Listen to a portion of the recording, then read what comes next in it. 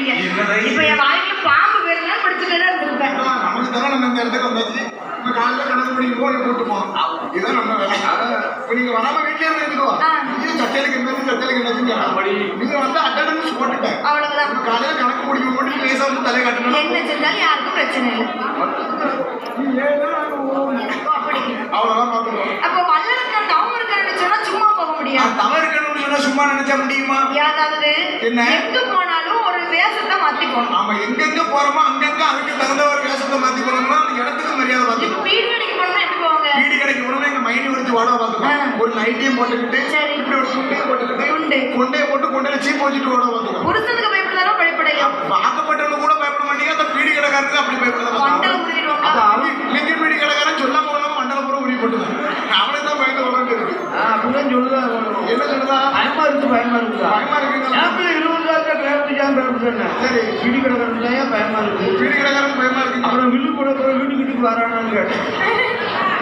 ஏன் பயப்படுறது? வயக்காட்டு வேலைக்கு போனா எப்படி போவாங்க? வயக்காட்டு வேலைக்கு போனோம்னு சொன்னா ஒரு காரி வேசி, ஒரு தலப்பா கட்டி, ஒரு தோல், ஒரு மம்பட்டி தூக்கி போட்டு போனா வயக்காட்டு வேலையை அருமையா இருக்கு. இதே கோயில் மலைக்கு வந்தாங்கன்னா குறுப்பு சேலை, குறுப்பு சட்டை, குறுப்பு டிஷர்ட் போட்டு வருவாங்க. குடும்ப சேலை கட்டிட்டு வரணும், அழகா இருக்கும். இப்படி ஜிங்கிடி நம்ம ஆட்சி மாதிரி வரணும். அது கூட தவம் இருக்கணும்னு சொன்னா அதுக்கு தகுந்த கோலம். ஆமா, 1க்கு 2 பொண்டாட்டி கட்டி இருக்கிறானே அப்பன் வேல்முருகன் பள்ளி விட்டு இருக்கிறார் அல்லவா? அவரை பார்க்கணும்னு சொன்னா 61 நாள் மாலை போட்டு பச்சை கலர்ல வேண்டியும் பச்சை கலர் சட்டையும் பச்சை கலர் துண்டு போட்டு பச்சை கலர். ஆமா, என் தாய் குலசையில குடிக்கொண்டு இருக்கிறாளே முத்தார செல்வி, அவளை பார்க்கணும்னு சொன்னா எப்படி போகணும்? சிவப்பு கலர். ஆமா, சிவப்பு கலர்ல வேஷ்டி, சிவப்பு கலர்ல சேலை கட்டி போகணும்.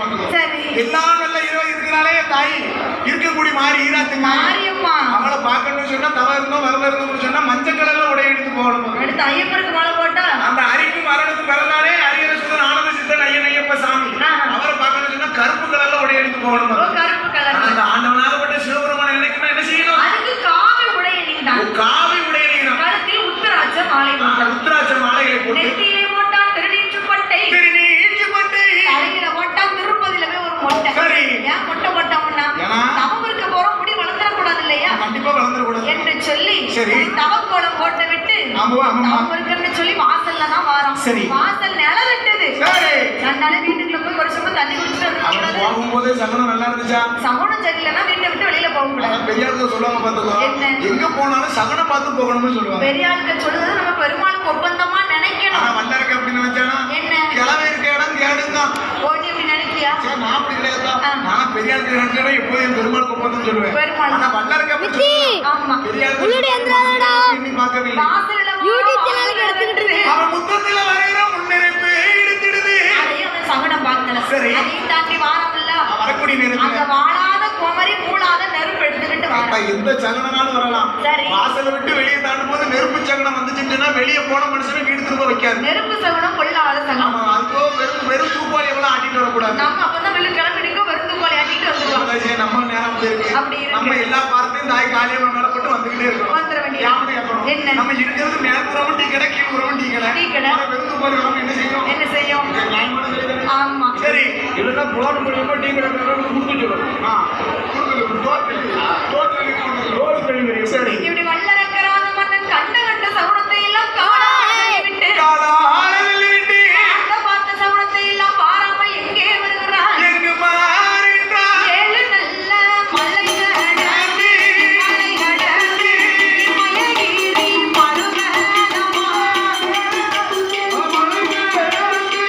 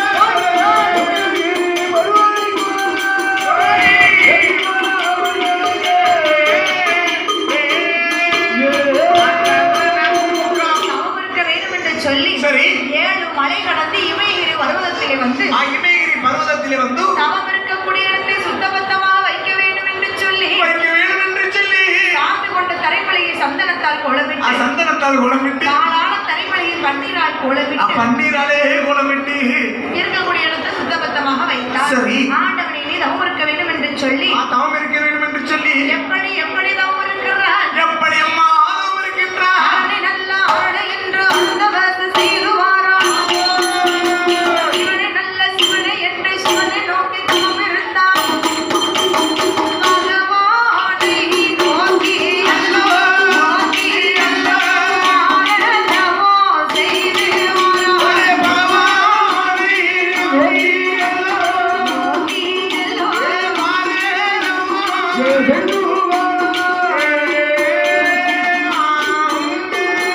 ஆண்டவனாகப்பட்ட சிவபெருமானை எண்ணி நல்லரக்கராஜ மன்னன் அள்ளும் பகலும் தவம் இருக்கிறான். தவம் இருக்க வேண்டும் என்று சொல்லி சரி. அன்ன ஆகாரத்தை மறந்தான். ஆகாரம் கிடையாது, ஊன் உறக்கத்தை வெறுத்தான். உறக்கமே கிடையாது. நம்மள மாதிரிதான் 12 வருஷம் இருக்குல்லையா? சிவனை நினைக்கும் போது தூங்கணும், நல்லா இருக்கும். தூங்கவே கூடாது. இப்படி சரி, இப்படி கோவப்பட்ட யார் தூக்கத்தை தருவா? அம்போ ஊன் உறக்கத்தை மறந்து அழிக்கக்கூடிய ஆற்றை ஆகாரமாக யோசித்து ஆகாரமாகவே பூசித்து வல்லரக்கராஜ மன்னன் ஆண்டவனாய் எண்ணி தவம் இருக்க தவம் இருக்கக்கூடிய நேரம் 12 வருடமாக மாதம் செய்கிறான் அல்லவா? ஆமாம்மா. அவன் தவம் இருக்கக்கூடிய இடத்தை சுற்றி சரி. காற்றெடுத்து மணல் குடித்து ஒரு கரையாம்பூச்சி வளர்ந்தது. ஒரு கரையா புச்சாளர்கள் இருக்கு. எல்லாம் 12 வருஷம் பார்த்தீங்களா? ஒரே இடத்துல இருக்கான், ஒரே நினைப்புல இருக்கான், ஒரே சிந்தனையில இருக்கான். சிந்தனை பண்ணா சிவன் மேல சித்தி மேல்களை சிவன் மேல உருகி உருகி தவம் இருக்கணுமா? உருகி சிவன் நினைக்கிறவங்க. ஆமா.